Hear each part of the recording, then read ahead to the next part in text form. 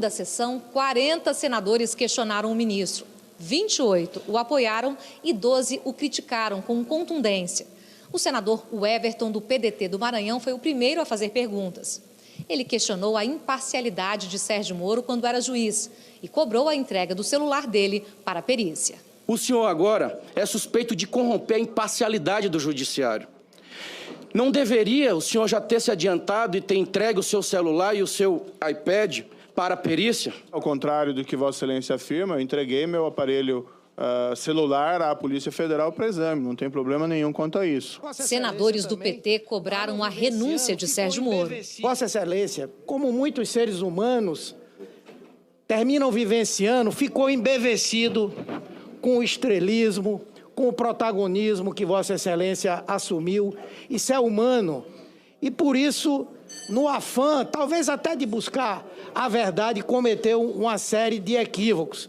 Então é hora, senhor presidente, senhor ministro, Vossa Excelência, que intencionalmente ou não enganou milhões de brasileiros, tenha a humildade, primeiro, de pedir a sua demissão do Ministério da Justiça. A depender da evolução dos fatos e novas revelações que mostrem que o relacionamento entre Vossa Excelência e o Ministério Público saiu fora do padrão, Vossa Excelência pensa na hipótese de pedir renúncia do cargo, afastamento, para não interferir no julgamento, porque se for aberta uma investigação pelo CNJ ou o Supremo Tribunal Federal, será a Polícia Federal que terá que fazê-la. E não vai me parecer razoável que aquele que passará a ser investigado continue comandando a Polícia Judiciária Federal. Moro respondeu a Jacques Wagner. Eu não tenho nenhum apego pelo cargo em si. Apresente tudo, vamos submeter isso então ao escrutínio público e se houver ali irregularidade da minha parte, eu saio. Mas não houve.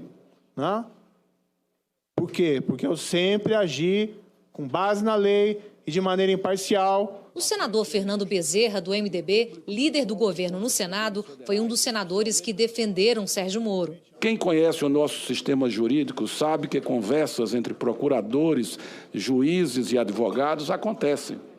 É comum a expressão embargos auriculares.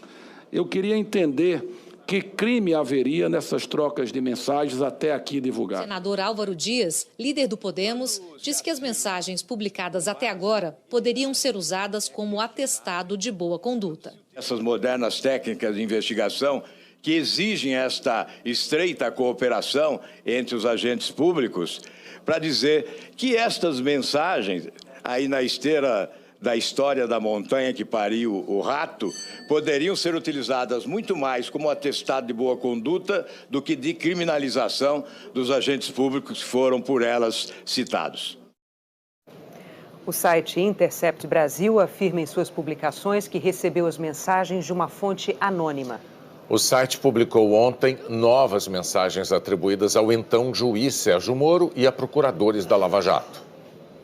O diálogo, segundo o site, teria ocorrido em 13 de abril de 2017, um dia depois de o Jornal Nacional veicular reportagem sobre suspeitas contra o ex-presidente Fernando Henrique Cardoso. A reportagem do JN trazia a delação de Emílio Odebrecht, que contou ter pago Caixa 2 as campanhas de 1993 e 1997 de FHC. O caso foi parar na Lava Jato de São Paulo e nunca passou pela avaliação nem de Deltan Dallagnol, nem do então juiz Sérgio Moro. Segundo o site, Moro teria manifestado contrariedade com a decisão de investigar o caso em São Paulo, mesmo já estando provavelmente prescrito, porque isso melindraria alguém cujo apoio é importante. O diálogo publicado pelo Intercept começa com uma mensagem atribuída a Moro e dirigida a Dallagnol. Moro. Tem alguma coisa mesmo séria do FHC? O que vi na TV pareceu muito fraco. Caixa 2 de 96? Dallagnol responde. Em princípio, sim. O que tem é muito fraco. Moro. Não estaria mais do que prescrito? Dallagnol. Foi enviado para São Paulo sem analisar prescrição. Suponho que de propósito. Talvez para passar um recado de imparcialidade. Moro. Não sei. Acho questionável, pois melindra alguém cujo apoio é importante. Segundo o site, o caso já nasceu morto. Os fatos estavam prescritos e a investigação foi arquivada pela Justiça 3 meses depois. O site afirma que a revelação desse diálogo sugere mais de uma vez a parcialidade na Lava Jato, porque Moro estaria explicitamente preocupado com investigações contra um apoiador político do seu trabalho. Em nota, o ministro da Justiça e Segurança Pública, Sérgio Moro, não reconheceu a autenticidade das supostas mensagens e disse que elas foram obtidas por meios criminosos que podem ter sido editadas e manipuladas. Afirmou ainda que nunca houve interferência no suposto caso envolvendo o ex-presidente Fernando Henrique Cardoso, que foi remetido diretamente pelo Supremo Tribunal Federal a outro juízo, tendo este reconhecido a prescrição.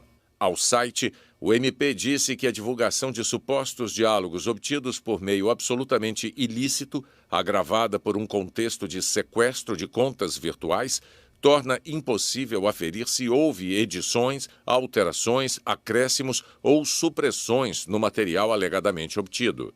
Em outra nota, a Força-Tarefa da Lava Jato repudiou o que chama de ataque infundado à imparcialidade da operação. Afirma que não teve participação na análise da prescrição do crime atribuído ao ex-presidente Fernando Henrique Cardoso e que o Intercept, de modo tendencioso, visa criar uma realidade inexistente que dê suporte a teses que favoreçam o ex-presidente Lula.